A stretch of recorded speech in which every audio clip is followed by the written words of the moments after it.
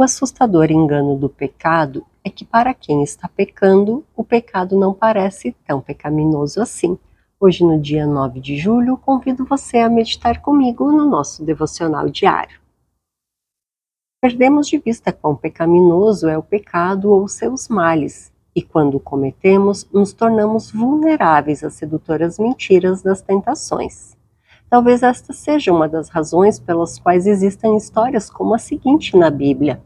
Acompanhe comigo a leitura no livro de Marcos, capítulo 9, do versículo 14 ao 29. Quando chegaram onde estavam os discípulos, viram ao redor deles uma grande multidão, e alguns escribas a discutirem com eles. E logo toda a multidão, vendo a Jesus, ficou grandemente surpreendida, e correndo todos para ele, o saudavam. Perguntou ele aos escribas: que é que discutis com eles? Respondeu-lhe um dentre a multidão: Mestre, eu te trouxe meu filho, que tem um espírito mudo, e este, onde quer que o apanha, convulsionam, de modo que ele espuma, arranja os dentes e vai definhando. E eu pedi aos teus discípulos que os expulsassem, e não puderam. Ao que Jesus lhes respondeu: ó geração incrédula, até quando estarei convosco? Até quando vos hei de suportar?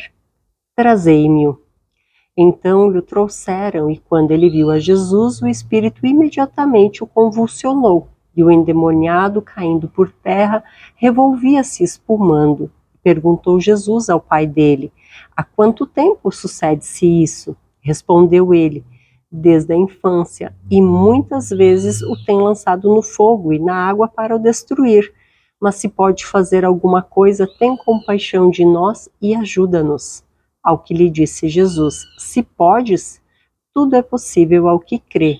Imediatamente o pai do menino, clamando, disse: creio, ajuda a minha incredulidade. E Jesus, vendo a multidão correndo, se aglomerava, repreendeu o espírito imundo, dizendo: espírito mudo e surdo, eu te ordeno, sai dele e nunca mais entres nele. E ele, gritando e agitando-o muito, saiu. E ficou o menino como morto, de modo que a maior parte dizia: morreu. Mas Jesus, tomando-o pela mão, o ergueu, e ele ficou em pé. E quando entrou em casa, seus discípulos lhe perguntaram à parte: por que não podemos nós expulsá-lo? Respondeu-lhes: esta casta não sai de modo algum, salvo a força de oração e jejum. Em histórias como essa, Deus ama nos confrontar com duas coisas. O mal dos males é o único lugar onde a libertação pode ser encontrada. Analise a descrição do que o mal tem feito a esse garoto.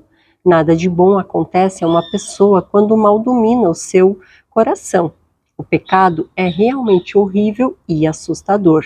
O pecado é realmente destrutivo e não deve, em hipótese alguma, ser desprezado.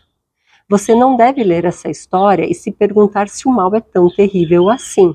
Essa história deve colocar um santo temor em seu coração. Todavia, não apenas isso, ela deve fazer mais. Ela está destinada a assegurar que a graça é uma realidade. Não importa quão pecaminoso o pecado seja, a graça de Deus é excelente. Não importa quão poderoso o mal seja, o poder libertador de Deus é maior. Nós devíamos temer o pecado no âmbito moral, não no sentido derrotista, por causa da poderosa libertação que há na graça de nosso Salvador e Senhor Jesus Cristo. Quando lemos esse devocional ou ouvimos, nos parece que esse texto ele está desconecto, né, da temática, que a temática do devocional de hoje é o pecado e o quão enganoso é para nós o pecado e os seus males, o quão danoso ele é para nós. Mas nos parece que o autor quis fazer uma alegoria, uma ilustração, para nos descrever justamente os danos que o pecado, os males que ele pode causar a uma pessoa, e de quão grande e poderosa é a graça de Deus para libertar. Louvado seja Deus, que nós possamos ajustar as nossas lentes, né, e enxergar o pecado como ele realmente é, sendo pecado, os males que eles provocam numa pessoa e quão maravilhosa é a graça de Deus que nos liberta, que liberta cada um que verdadeiramente crê no Senhor Jesus como Senhor e Salvador da sua vida. Louvado seja Deus. Este então foi o devocional de hoje do Paul Tripp. As misericórdias do Senhor renovam-se a cada manhã.